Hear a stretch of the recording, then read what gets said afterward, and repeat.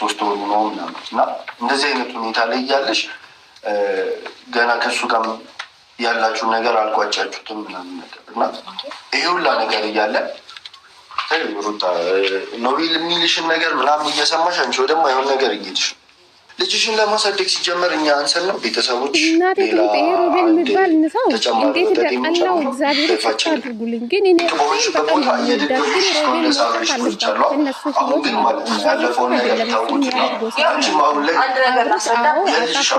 በጣም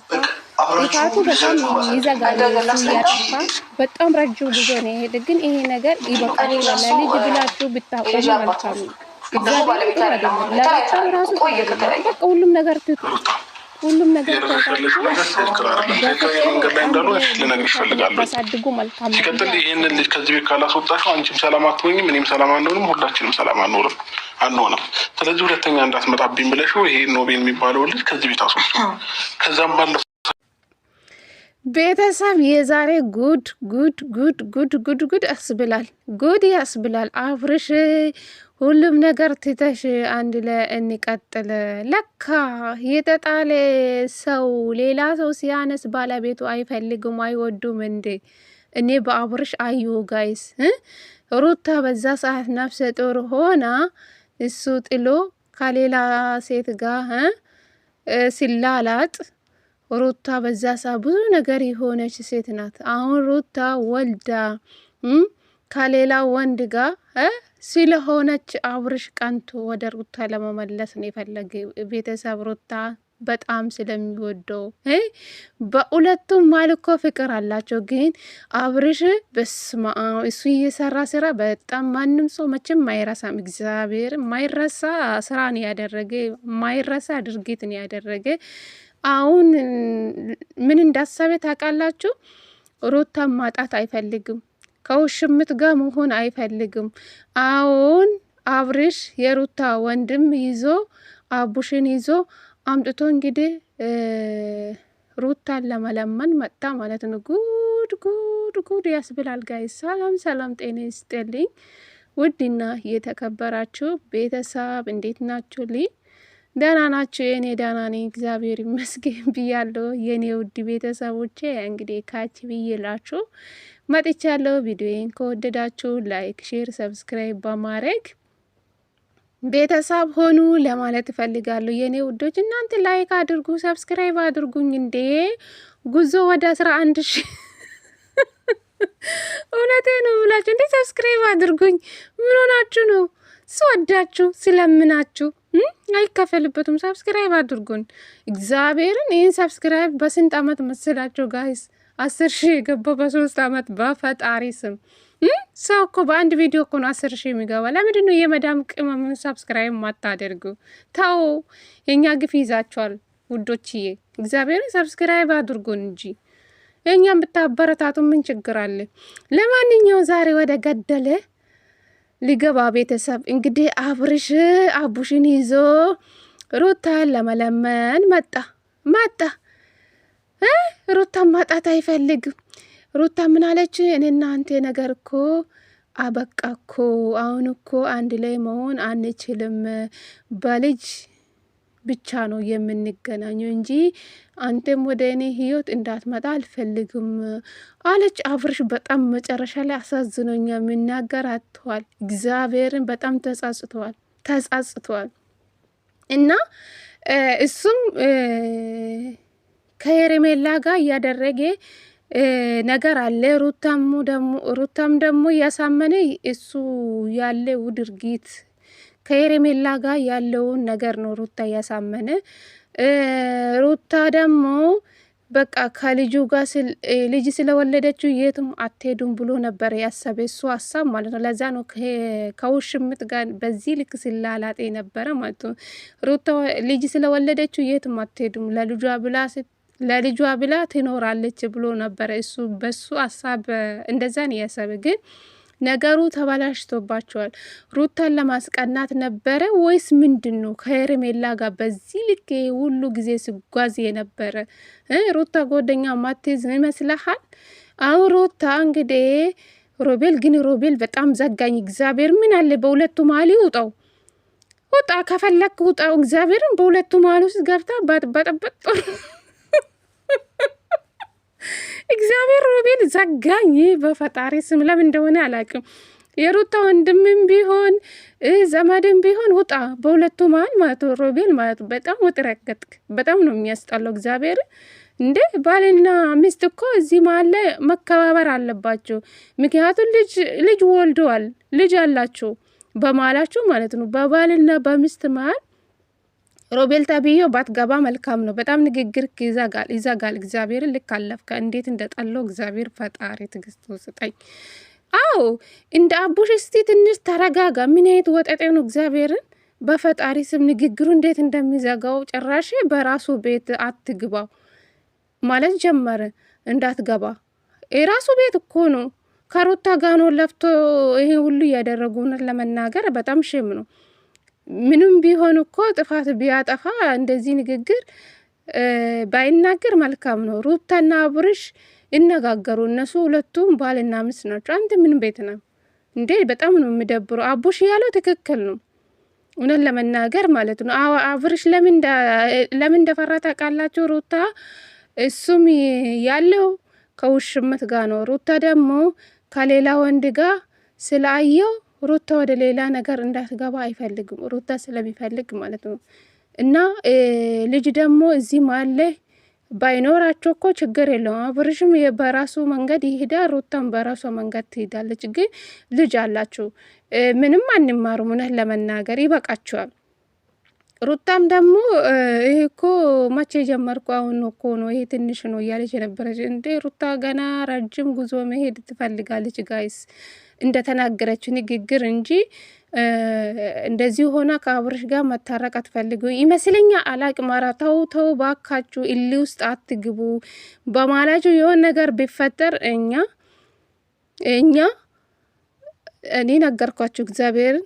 እና እንደዚህ እሊ ውስጥ አትገባቡ። እውነት እግዚአብሔርን ፈጣሪ ፍሩ።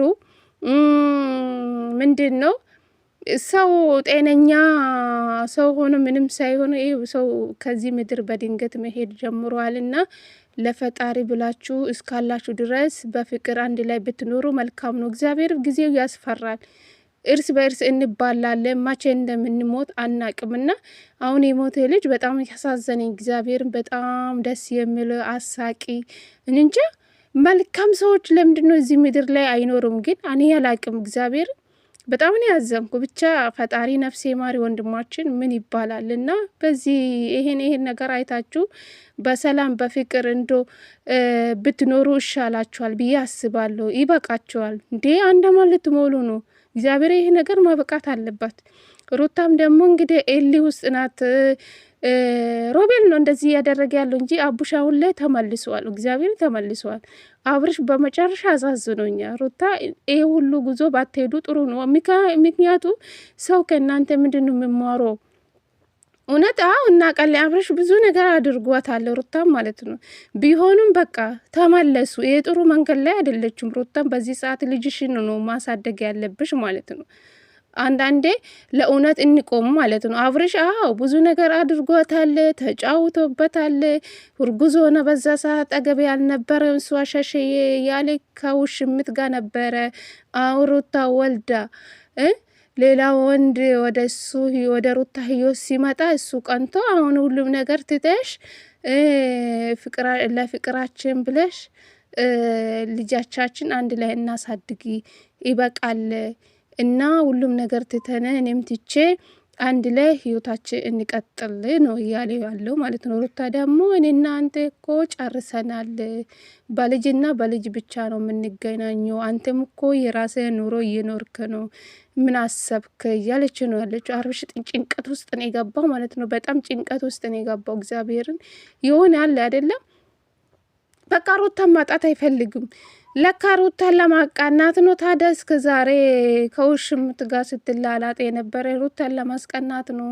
አስቀንታ ወደ ራስ ህይወትን ለመመለስ ነበረ የፈለክ። አብለም እንደዛ ነው እኔ የተረዳው፣ እንደዛ ነው። አሁን ሩታ እነ ሮቤል ሌላ ወንድ ይዞ ሲመጡ ወደ ሩታ ህይወት ይዞ ሲያመጡ አብርሽ ደግሞ ሀሳቡን ቀየረ። ሩታን ማጣት አይፈልግም፣ ይፈልጋታል።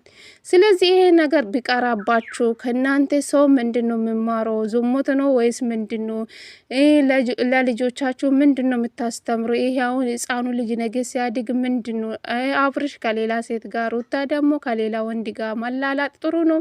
ባልና ሚስት ስትሆኑ ልጆቻችሁን በሰላም አታሳድጉም? ይሄ ነገር አይበቃም? እውነት ተመልካች ራሱ ሰልችተዋል። በቃ ይሄ ሶስተኛ የሚባሉ ሰዎች አስወጡና ፍቅራችሁ እንደ አዲስ ማለት እንደ አዲስ አሳድሱ። በቃ ይህን ነገር ብታቆሙ መልካም ነው ብዬ አስባለሁ። አይመስላችሁም? ቤተሰብ እስኪ በኮሜንት ሀሳብ አስተያየታችሁን ጻፉልኝ። እግዚአብሔርን ጥሩ አይደለም። አሁን ላይ በዚህ ሰዓት ህጻን ልጅ ገና 3 ወር ሞላ እንደ ልዑል አልሞላም 3 ወር። ትላንትና እያለቀሰ ነበር። በቪዲዮ ውስጥ ድምጡን ትሰማላችሁ ብዬ አስባለሁ። ይሄ ነገር ጥሩ አይደለም። ጭቅጭቅ ለልጅም ጥሩ አይመጣም። ልጁን ደግሞ በፍቅር ብታሳድጉ መልካም ነው ብዬ አስባለሁ። ይህ ሶስተኛ የሚባሉ ሰዎችን አስወጡ። በአብርሽ በኩልም ያሉ ሰውን አስወጡ፣ በሩታ በኩልም ያሉ ሰዎቹን አስወጡና እናንተ በመሀላቸው ሰላም አድርጋችሁ ፍቅራችሁን ብትቀጥሉ መልካም ነው። በቃ ይበቃችኋል። እስከ ዛሬ ሸቅላችኋል፣ ብዙ ነገር አገኛችሁ። አሁን አብርሽና ሩታ እኮ ለሁሉም ሰው እኮ እንጀራን የከፈቱ እግዚአብሔርን። አሁን አብርሽና ሩታ እንኳን ቢታረቁ ሌሎቹ ምን እንደሚዋጣቸው አላውቅም። ገመዳቸው እኮ ተዘጋ ማለት ነው። የእንጀራችሁ ገመድ ተዘጋ ማለት ነው። ምክንያቱ በአብርሽና በሩታ ነው ሁሉም የሚቀሳቀሰው ማለት ነው። እና ይህ ነገር ይበቃችኋል። ለልጆቻችሁ ብላችሁ ይህ ነገር አቁማችሁ ታርቃችሁ በፍቅር ብትኖሩ ነው ደስ የሚለኝ ማለት ነው። አይመስላችሁም ቤተሰብ? እና አብርሽ ዛሬ ያሳዘነኝ በመጨረሻ ማለት ነው። እና አቡሽ አሁን ወደ ትክክለኛ መንገድ መጥተዋል። ግን ወጥ የረገጠ ማን ነው? ይህ ወጠጤ ገና ላደገ ጨበሬ ነው አላችሁ። ጨበሬ ወጥ ረገጥ። እግዚአብሔርን ንግግሩ እንዴት እንደሚዘጋው እንዴ! በራሱ ቤት እንዳትገባ ነው እያለ ነው ያለው እኮ የከለከለ ነው ያለው። ጭቅጭቁ እንዴት እንደሚያስጠላው ንግግሩ ጭቃጭቃ ነው የሚልብኝ ቤተሰብ ይቅርታ። እና ሩታና አብርሽ ሶስተኛ ሰው ሳታስገቡ በቃ ይሄ ነገር አቁሙ። እንኳን ለቤተሰቦቻችሁ ብላችሁ ይሄን ነገር አቁሙ። በቃ ለልጆቻችሁ ብላችሁ አቁሙ። ይበቃችኋል። እግዚአብሔርን ይበቃችኋል። እስከ ዛሬ ሄዳችሁ ይበቃችኋል። አብርሽ በመጨረሻ በቃ ሁሉም ነገር ትቼ ከአንቺ ጋር ነው መሆን የምፈልጉ አላት። ሩታ እንግዲህ ምን አይነት መልስ እንደሚሰጠው አላቅም። አብርሽ ደግሞ ነገ ፌንት ለቆ ራሱን ስተወደቅ እንዳትሉ ነው። አደራ ይሄ ነው የምፈራው። ስለዚህ ይሄ ነገር ይበቃችኋል። ሰው በጭንቀት ሌላ ነገር ውስጥ ይገባል። ይሄ ነገር ቢበቃችሁ እዚህ ጋር ብታቆሙ መልካም ነው ብዬ አስባለሁ። የሆነ ነገር ከተፈጠረ እንዳትጸጸቱ። ነገ እግዚአብሔር እስከ ጥግ መሄድ ጥሩ ነው ብዬ አላስቡም። ሩታ ይበቃሻል። አንቺም ብትሆን ይሄ በአንድ ቀን እኮ ሰርተሽ አሳየሹ። በቃሽ። ሌላ ወንድ አያስፈልግም። እግዚአብሔርን እንዴ ልጆቻችሁን አሳድጉ። ነገ ደግሞ የሆነ ነገር በማላችሁ የሆነ ነገር ከተፈጠረ ብዙ ቤተሰብ ነው የሚጎዳው። ይሄን አስቡ። ይሄ ነገር ቢበቃችሁ ጥሩ ነው። ሰው በድንገት ይሄ ወደ ፈጣሪ እየሄደ ነው ያለው ማለት ነው። ስለዚህ በሰላም በፍቅር ፍቅራችሁ እንደ አዲስ አሳድሳችሁ አንድ ላይ ብትቀጥሉ መልካም ነው ብዬ አስባለሁ። የኔ ሀሳብ አስተያየቴ ይሄ ነው ቤተሰብ ማለት ነው። እና እስኪ በኮሜንት ሁላችሁ ሀሳብ አስተያየታችሁን ጻፉልኝ። ወዳችኋለሁ የኔ ውዶች፣ የኔ ጠንበላሎች፣ ምርጥ የሀገሬ ልጆች ወዳችኋለሁ። ቪዲዮን ከወደዳችሁ ፕሊዝ ላይክ አድርጉ፣ ሰብስክራይብ አድርጉኝ። ጉዞ ወደ 11,000 ጋይስ። እሺ ወዳችኋለሁ።